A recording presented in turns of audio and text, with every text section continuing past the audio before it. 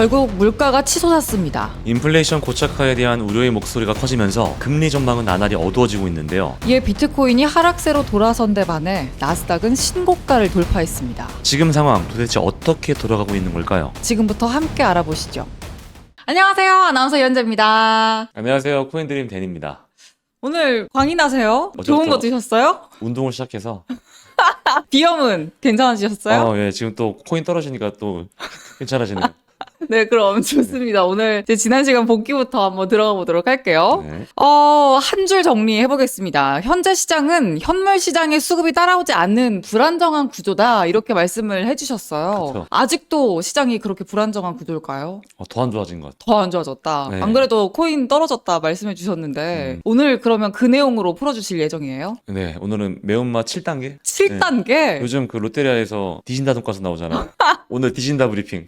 오늘 디진다 브리핑 매운맛 7단계 기대해 주시기 바랍니다. 네. 자, 그럼 매크로 이슈 다뤄보겠습니다. 오늘 할 얘기가 진짜 많습니다. 전 세계가 주목하고 있는 미중 정상회담 이야기부터 풀어보겠습니다. 미중 정상회담은 우리 시간으로 오늘 오전 11시부터 시작이 됐는데요. 11월 중간 선거를 앞둔 트럼프기 때문에 이번 미중 회담에서 성과가 아주 중요한 상태입니다. 방송 전에 제가 속보를 좀 확인해 봤는데 트럼프가 미중 관계는 어느 때보다 좋아질 거라고 발언을 했더라고요. 근데 사실 언제나 이런 발언을 했기 때문에 주요 의제인 이란 전쟁과 대만 독립에 대한 부분을 좀 주의 깊게 보셔야겠습니다. 시장이 정말 실제로 관계 완화 신호가 나올지 주목하고 있어서 회담 결과에 따라서 오늘 시장의 분위기 어떠할지 지켜보셔야겠습니다. 자, 그리고 시장을 움직일 만한 중요한 매크로 지표가 연일 발표됐죠. 소비자 물가지수인 CPI와 생산자 물가지수인 PPI 모두 시장 예상치보다 높게 발표가 됐습니다. 그러면서 인플레이션 우려를 자극했는데요. 원인을 보면 결국 유가로 연결이 됩니다. 전쟁이나 유가 상승 같은 충격은 대체로 3개월에서 길게는 6개월 정도 이후에 이 물가 지수에 반영되는 흐름을 보이는데 올해 2월 28일이죠. 이때 터진 이란 전쟁으로 3월 한 달 동안 국제 유가가 급등을 했었어요. 이 영향이 이제는 생산자 물가까지 반영되기 시작했다는 분석이 나오고 있습니다. 근데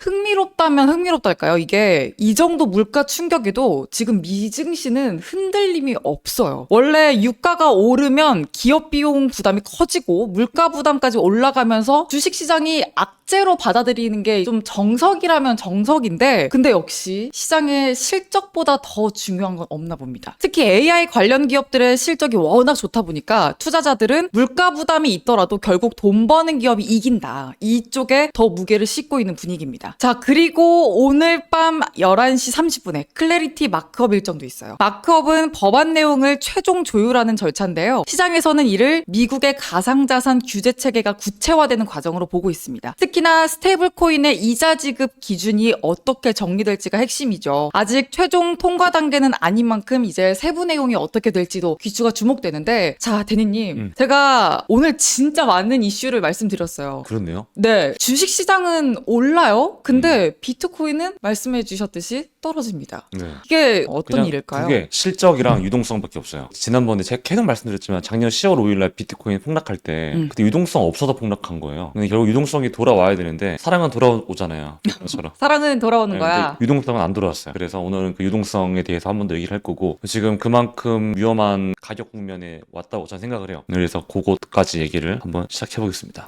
좋습니다. 오늘 정말 집중해 주셔야겠습니다. 매운맛 7단계 이제 맛보러 가겠습니다. 디진다 브리핑 렛츠고! Let's go!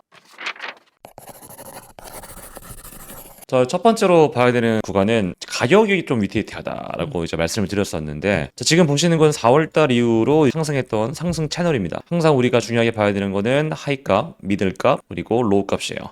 자, 이게 결국 하방을 이탈했다라고 이제 볼 수 있는데 상승 추세가 잘 가다가 고점이 제한돼서 추세가 이런 식으로 바뀌었습니다. 바뀌었다가 결국 이 추세 하단 부분에서 이전처럼 다시 맞고 올라와 주면 돼요. 물론 오늘 이제 클래리티 법안 마크업 일정도 있기 때문에 기대감은 분명히 있을 건데 그럼 결국 올라왔을 때 이 추세가 이어질 거냐 이게 중요하거든요. 네. 예, 지난번에도 이제 말씀드렸지만 이런 추세가 이탈 나올 때는 단기 반등 나왔을 때 보통 이제 공매도 전략을 좀 취한다라고 말씀을 드렸었죠. 왜냐면 이거는 단순하게 빠질 거니까 보다는 손익비 가격비 기준으로 봤을 때 이게 좋아요. 이 전략이. 두 번째로 볼 거는 전체 하락 파동의 0.236과 0.38이 이 구간이 좀 중요하다고 지난번에 말씀을 드렸는데, 그럼 제가 이걸 왜 가져왔냐면 단기적으로 저항이 나올 구간은 어디였을까라고 지난 브리핑에서 말씀드릴 때 84K에서 85K였다라고 말씀을 드렸었잖아요. 그게 요 작년에 있었던 요 표시 라인과 그리고 이 LBP 매물대 중첩이 되기 때문에 되게 중요하다라고 말씀을 드렸기 때문에 결국에는 여기를 돌파를 빠르게 할 수 없다면 우린 다음은 어디로 봐야 되냐라고 봤을 때는 저는 0.236 레벨, 이 하락의 시작점을 작년 10월 5일로 가정을 해보고요. 지금 나왔던 단기 바닥을 2월 6일로 가정한다면 이 전체 하락 파동의 0.236 레벨이 좀 중요한 지지가 되지 않을까라고 생각을 합니다. 그렇기 때문에 돌파가 나온다고 했을 때 결국 중요한 레벨은 이 구간이고, 지지가 나온다면 결국엔 0.236 레벨이 중요하다라고 말씀을 드렸었고, 지난번에도 말씀드릴 때 이 0.236 레벨은 저항이 지지로 바뀐,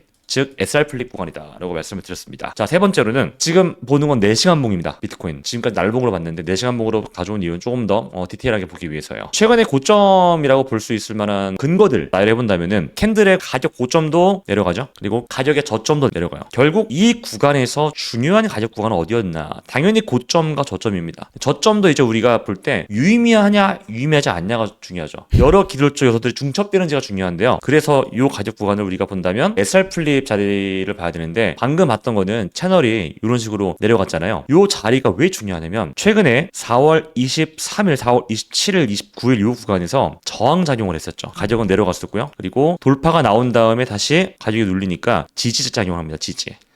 그러니까 이걸 우리가 SR 플립, 손바꿈이 많이 일어난 구간이다라고 되게 유의미한 매물대라고 봐요. 그런데 이 가격을 훼손했어요. 훼손. 물론 지금 반등이 살짝 나오곤 있습니다만 이 영상이 올라갈 시간쯤에 어떨지 모르겠지만 이 가격 자체를 훼손한 것 자체가 하방으로 가고 있는 힘이 점점점 강해지고 있다라고 보는 거고요. 즉 이게 가속화되고 있다라고 표현할 수가 있습니다. 자, 그렇기 때문에 보통 이렇게 공을 높은 곳에서 떨어뜨리면은 리바운드가 나오잖아요. 예, 그래서 그 리바운드가 나올 때 이 하락 파동을 기준으로 우리가 0.38 레벨, 0.236 레벨 이 구간에서 우리가 보통 이거 추세가 돌아섰기 때문에 내가 종목을 보유하고 있다면 정리를 해주고, 그리고 내가 지금 포지션의 방향성을 잡는다면 상방보다는 하방으로 우리가 열어두고 시장을 접근하는 게 좋지 않을까라고 생각을 합니다. 그래서 이제 이건 기술적인 내용들이고 온체인 기준으로 조금 더 딥하게 접근해 보겠습니다.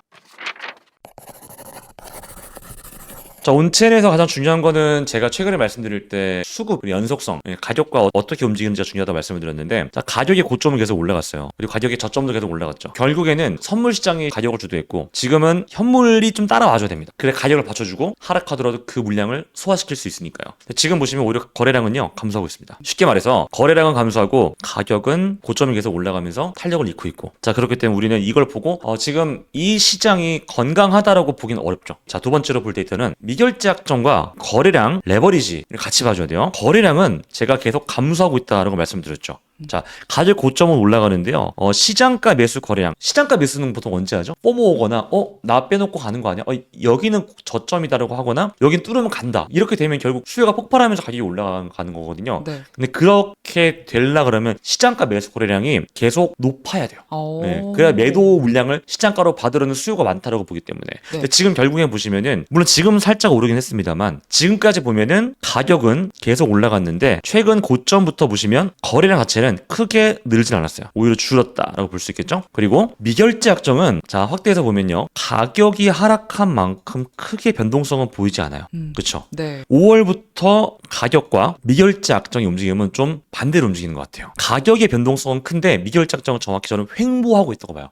추세가 없이. 하지만 가격은 올라갔다 크게 하락했죠. 네. 자, 그런데요, 여기서 제일 중요한 겁니다. 레버리지 비율은 더 올라갔습니다.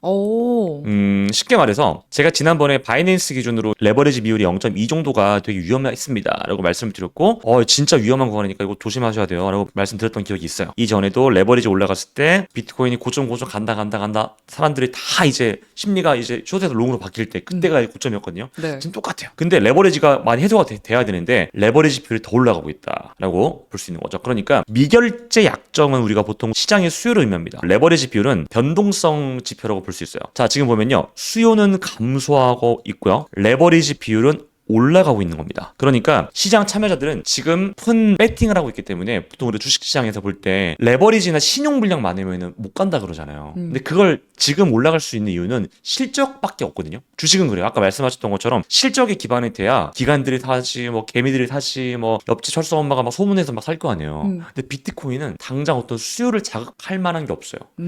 그게 가장 중요한 건 결국 통화 정책인데 CPI, PPI가 결국 예상치를 상회했고 특히 PPI는 예상치가 0.5였나 그랬을 건데 1.4가 나왔거든요. 네, 예. 맞아요. 결국에는 200% 넘게 오른 거예요. 예상치보다. 유가로 인해서 좀 올랐다고 하지만 결국 시장은 그런 데이터들은 6개월, 3개월 뒤에 실물 경제에 이제 영향을 주거든요. 예. 그런데 지정학 리스크는 지금 끝날 기미가 안 보이고 미중 정상회담 때문에 기업들은 기대감은 올라갈 수 있어요.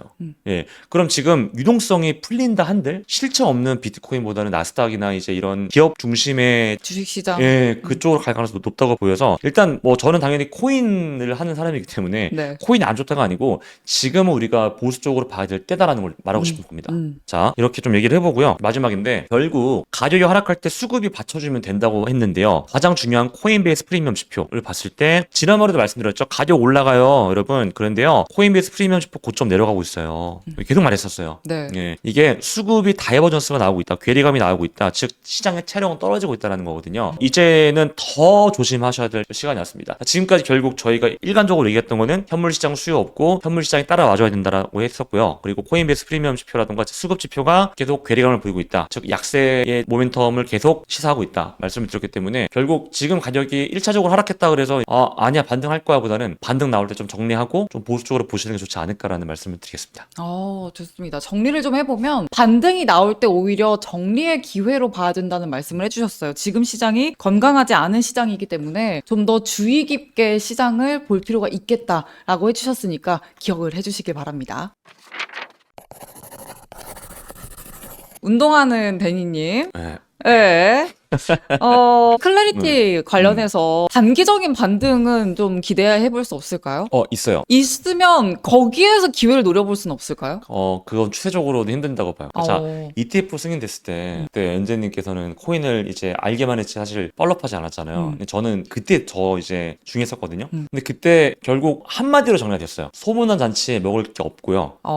그리고 우리가 알고 있는 호재는 호재가 아니다. 모든 시장은 마법의 나로, 선반영이라고 하잖아요. 네. 선반영에서 지금까지 끌어올렸다고 저는 봐요. 근데 과연 그 클래리티 법안 그게 마크업 일정이 어떻게 좋게 되면 당연히 단기적으로는 가격 퍼포먼스는 있겠죠. 네. 근데 그렇다 그래서 집전화 며느리가 돌아올까? 네. 오. 가을은 돼야지만 그 가을 전어 냄새가 전어 때문에. 네, 올 것 같은데 좀 시기가 아직은 이르다.